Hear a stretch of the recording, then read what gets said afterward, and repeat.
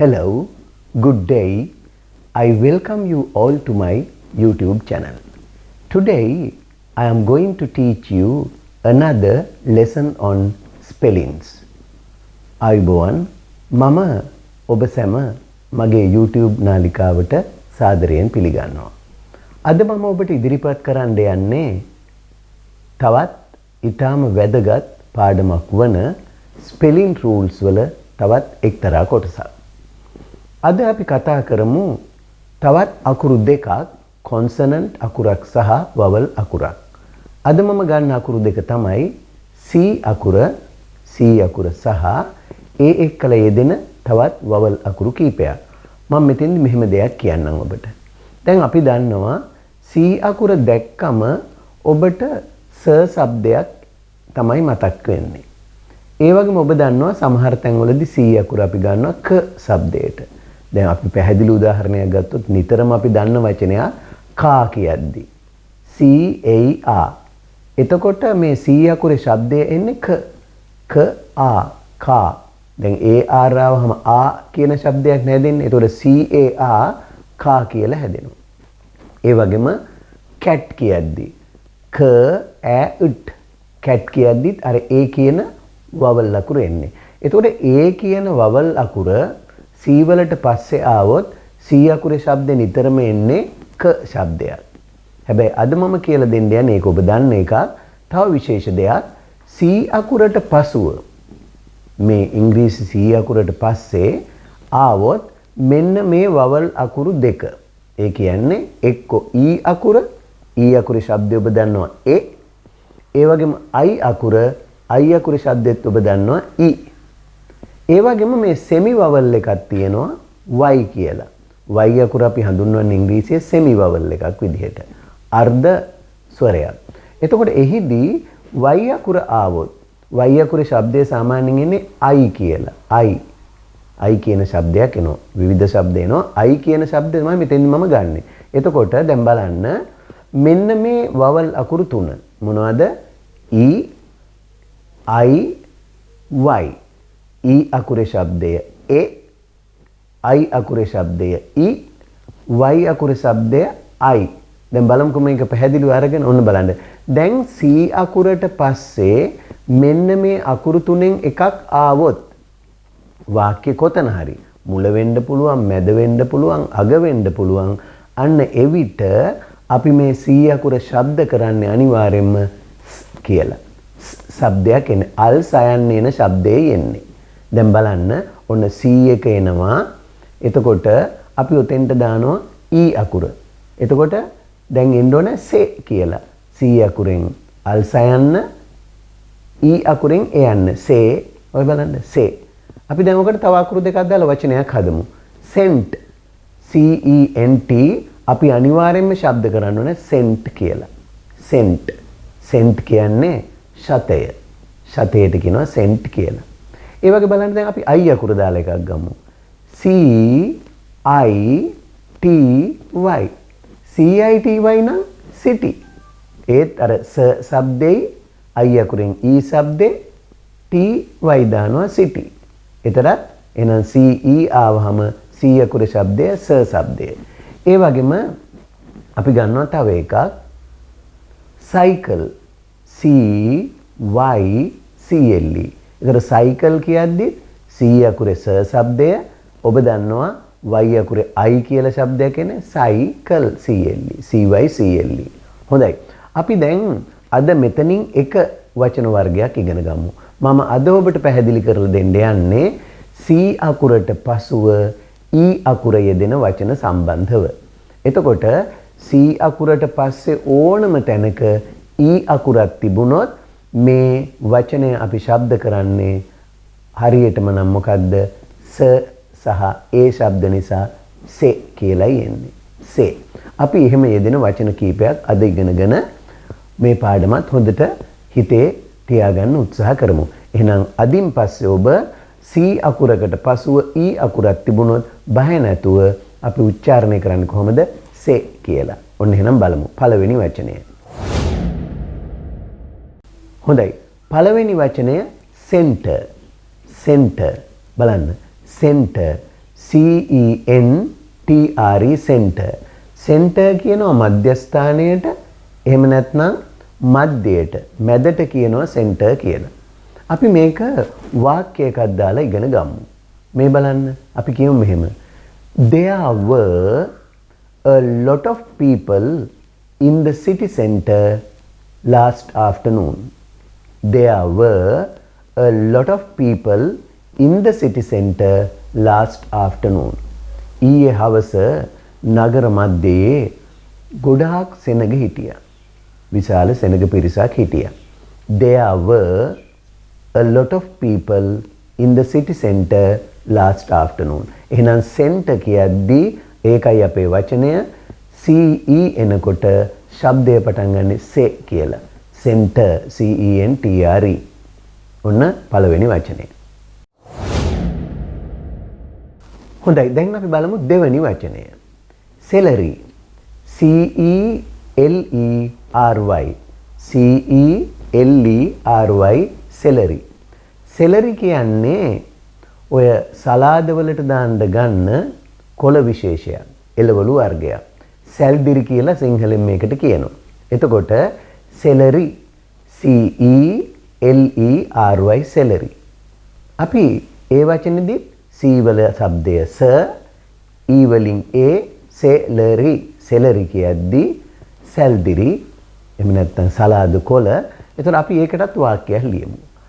I don't like celery in my salad. I don't like celery in my salad. මගේ සලාදයට සැල්දිරි තියනවට මම කැමති නැහැ. මගේ සලාදයට සැල්දිරි තියනවට මම කැමති නැහැ. ඔන්න එතකොට තවත් එකක් අපි ඉගෙන ගත්තා. හොඳයි අපි බලමු ඊළඟ වචනය.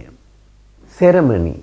දැන් ceremony කියද්දි හොඳට මතක තියාගන්න C E N ස A ceremony C E R E M O N Y ceremony. ceremony කියන්නේ උත්සවය. ceremony උත්සවය. එතකොට අපි ගමු එකටත් වාක්‍යයක් ceremony C E R E M O N Y. ගමු වාක්‍යයක්. The new president attended the ceremony. The new president attended the ceremony. නව ජනාධිපතිතුමා උත්සවයට පැමුණුනි. The new president attended the ceremony. නව ජනාධිපතිතුමා උත්සවයට පැමුණුනි. හොඳයි. අපි ඊළඟ වචනයට එමු. ඊළඟ වචනේ බලන්න. cement. CEMENT. cement. cement කියලා කියන්නේ සිමෙන්ති වලට. ගොඩනැගිලි හදද්දී භාවිත කරන සිමෙන්ති වලට අපි කියනවා සිමෙන්ට් කියලා. CEMENT. සිමෙන්ට්.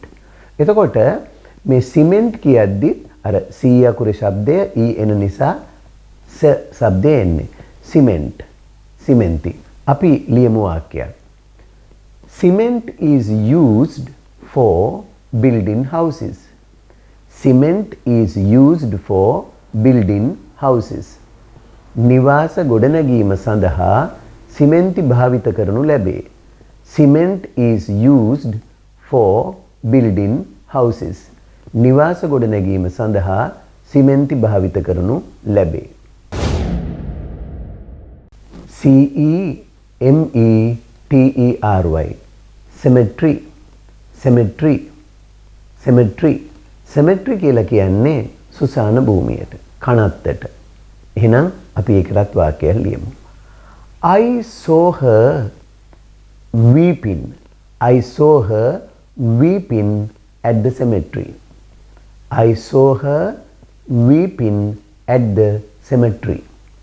මම දුටුවා ඇය වැළපෙමින් ඉන්නවා සුසාන භූමියේදී. I saw her weeping at the cemetery. cemetery CEMETERY cemetery. හොඳයි. දැන් ඊළඟ වචනේ බලමු. හොඳයි ඊළඟ වචනය centipede. centipede CENTIPEDE PEDE centipede. Centipede කියන්නේ පාද ගොඩාක් තියෙන සත්තුන්ට ඔය පත්තෑය වගේ සත්තුන්ට අපි කියන්නේ centipede කියලා. අපි ඒක නිර්වචනයම ලියාගමුකෝ උදාහරණ වාක්‍යයක් විදිහට. Centipede is a small, long, thin animal with a lot of legs. Centipede is a small, long, thin animal with a lot of legs. එහෙනම් ඒ වචනේ තමයි centipede. Centipede. අපි බලමු ඊළඟ වචනය. Census. CENSUS. Census. Census කියන්නේ සංගණනයට. වරින් වර රටවල් වල සංගණනය පවත්වනවා. සංඛ්‍යාව බලාගන්න ජනතාව පිළිබඳව ජන සංගණනය පවත්වනවා. එහෙනම් බලමු census. CENSUS. Census. අපි වාක්‍යයකුත් ලියමු. A census is held in Sri Lanka once in 10 years. A census is held in Sri Lanka once in 10 years. වසර 10කට වරක් ශ්‍රී ලංකාවේ සංගණනයක් පවත්වනු ලැබේ. පැසිව් වොයිස් වාක්‍යයක්.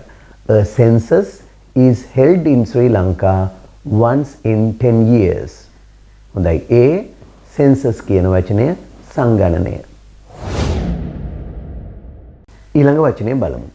Cereal. Cereal. CEREAL. Cereal. Cereal කියලා කියන්නේ ධාන්‍ය වලට. Cereal කියන්නේ ධාන්‍ය වලට. අපි ලියමු වාක්‍යයක්. Wheat is a popular cereal in the world. Wheat is a popular cereal in the world.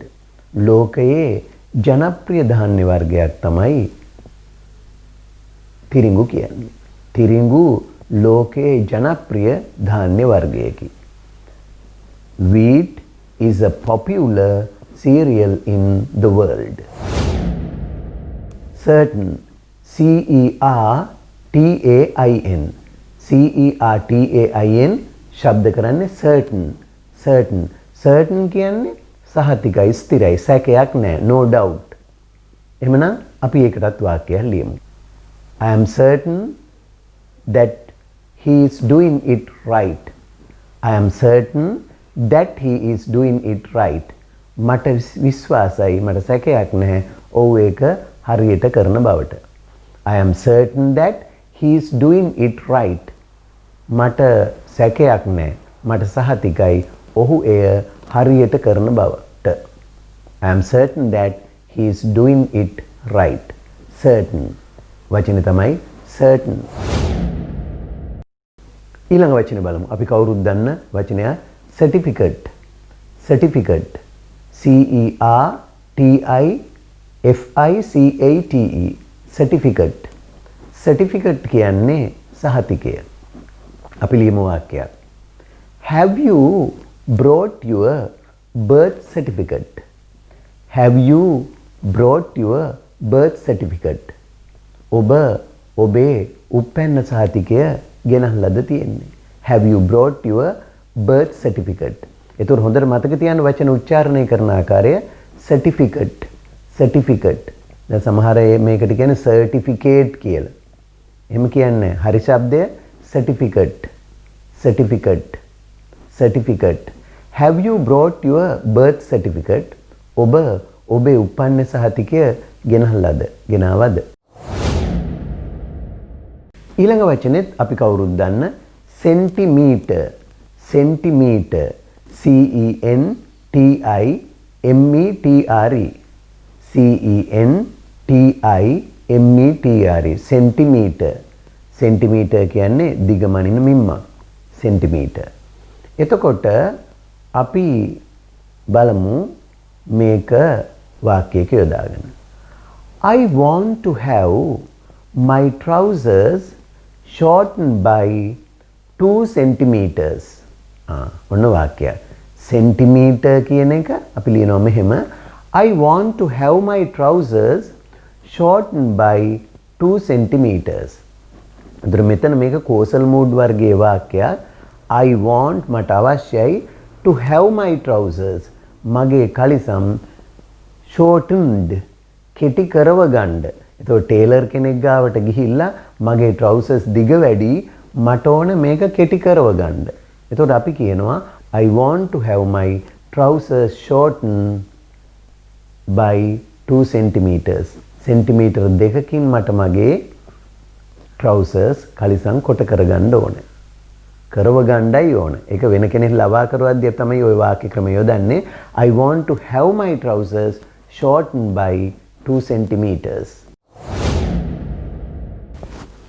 Central. CENTRAL. Central. Central කියන්නේ මධ්‍යම කියන එක. Central කියන්නේ මධ්‍යම. CENTRAL. Central. අපි වාක්‍යයක් දාමු. වාක්‍යයකට දාමු ඒකත්. Central. When it happened, we were at the central bus station. When it happened, we were at the central bus station. එය සිදුවන විට we were අපි හිටියේ at the central bus station. අපි හිටියේ මධ්‍යම බස් නැවතුම් පොලේ. When it happened, එය සිදුවන විට we were at the central bus station. එය සිදුවන විට අපි හිටියේ මධ්‍යම බස් නැවතුම් පොලේ. හොඳයි.